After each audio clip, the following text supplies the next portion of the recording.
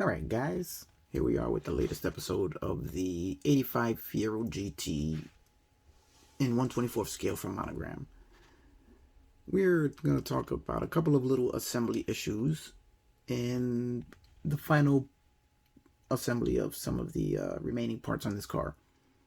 Nothing crazy, but just something that you're going to want to be aware of when you're putting this car together. First thing we're going to talk about is the mounting of the mirrors on the doors, which if you look at the box art, you take a look at the mirror. First of all, the mirror on a box art is completely wrong. It's not even the mirror that belongs on his car, but this is probably a picture of a prototype model. So we'll let that go. But then if you look closely underneath the mirror, what do you see? That is a spot where the glue just got onto the door as they were struggling to put the mirror in the right position. As there is no mechanism for installing the mirror onto the doors, there's no mounting peg, there's no recessed area, nothing. You're just supposed to find the right spot and slap the mirror on the door. And when you do that, this is what usually happens. I went through this with the Knight Rider build and came up with an interesting solution for that, which I'm going to share with you now on this build also, as this solution actually fits in perfectly with this car also. Let me show you what I did. Okay, here we have the driver's door mirror. It's already mounted, perfect. You don't see any glue marks. And the reason for that is that I fixed what Monogram did wrong. And MPC. It's not just Monogram. It's a few of the kit makers out there where they didn't put a mounting pin or a recess or anything in the door to get everything mounted up. Basically, when you get to putting the mirrors on, this is all you have. A nice smooth door with no place to position or mount the mirror. So what I did is I took the kit mirror, painted, assembled it, and then I drilled a small hole in the mirror and installed a small metal peg in that hole. Now that peg is going to be my mounting peg into the body of the car. So what I'm going to do here is the same thing I did on the other side, and where I put the small mark right there in the paintwork, I put a small mark right there. That's where I'll drill my hole. I already have it measured out with the mirror, and the mounting peg will position the mirror in the door, and then all I have to do is put a little glue on the mirror and slot the peg into the hole, and the mirror is mounted. Really easy, no muss, no fuss, no aggravation. Quick and easy solution for what really shouldn't even have been a problem. Okay, now let's talk about the next item on our list. Okay, the next item on our list is the rear wing.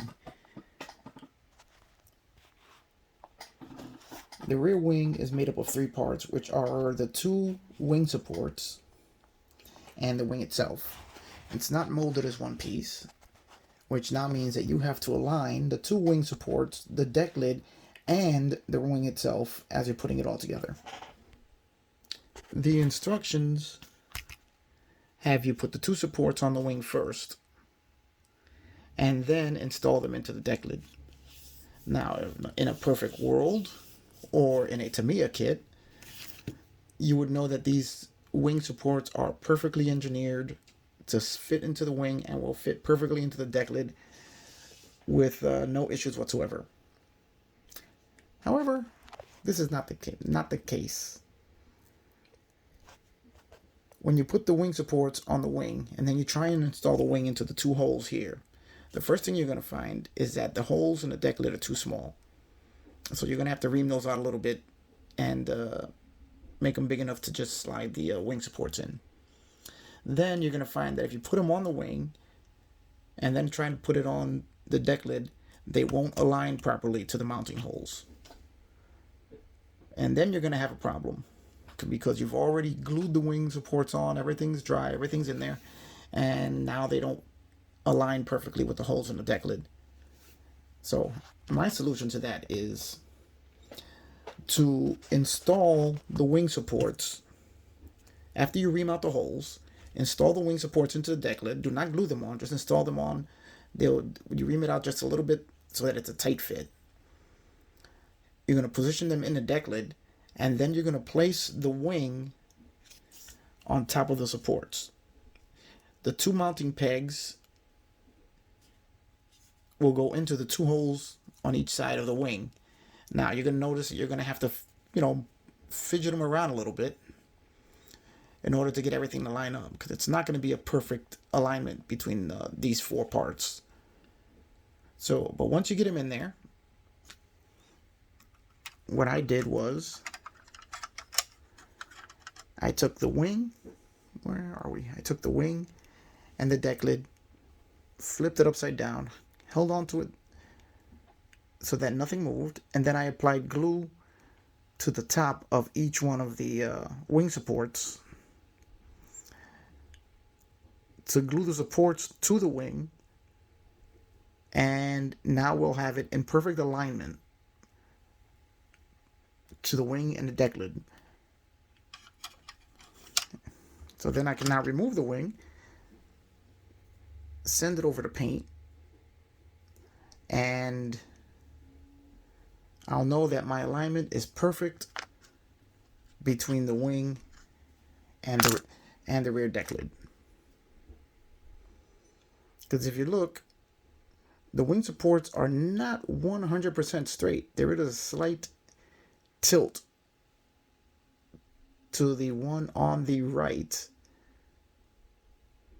because the parts were not engineered to a tight enough tolerance to make sure that everything lined up properly. So there is a little bit of adjustment you have to do. And if you do it this way, when you're done, you'll have a perfect alignment between the wing, the rear deck lid, and the two supports.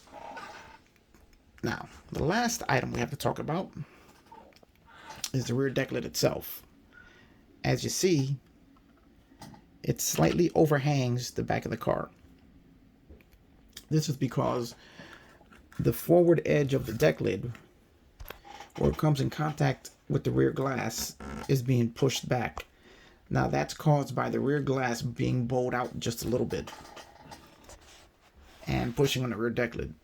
Now the quick and easy fix for this is to shave down the forward edge of the rear deck lid so that you can just move it up a couple of millimeters, just enough for it to sit flush.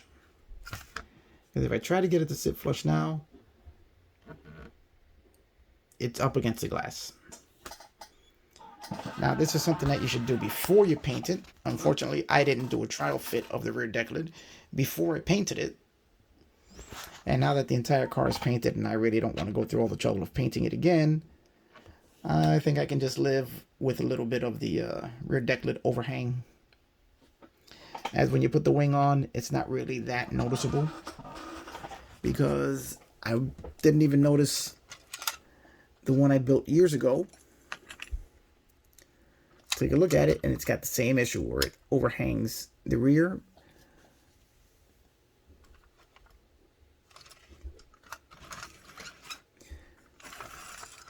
Just a little bit. Not as badly as this one does. Now that may be because the glass being in the box for over 30 years maybe just got bowed out a little bit from all the parts that were sitting on it. But, or it might just be that it's more noticeable because of the color on this car. But with the wing on, like this one here, even with the rear deck lid out just a little bit, that's a little too far.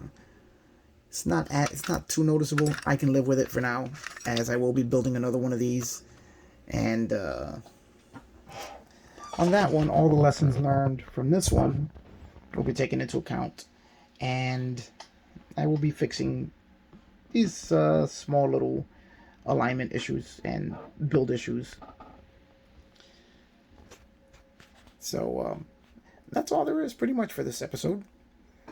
The oh, one last thing, the rear tail lights, I will be tinting them totally dark on every one I build after this, because I did apply some bare metal foil behind the light to put some reflective quality into them. And I thought the smokiness of the lens itself would be enough to give me the dark lens that these cars have for a tail light. For the tail lights, it's a very, very dark tint to them from the factory. It was a little bit too light, and I can see a little too much of the color coming through. So I will be smoking the rear tail lights completely, so that it just darkens them up quite a bit on every one I build after this. So that's pretty much it.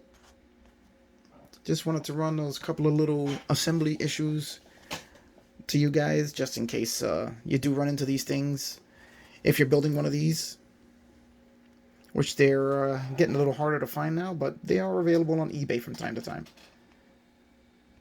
Alright guys, that's it, and I will see you on the next video, which will probably be the last one for this car, unless there's something else that comes up. And the final build, assembly, and reveal.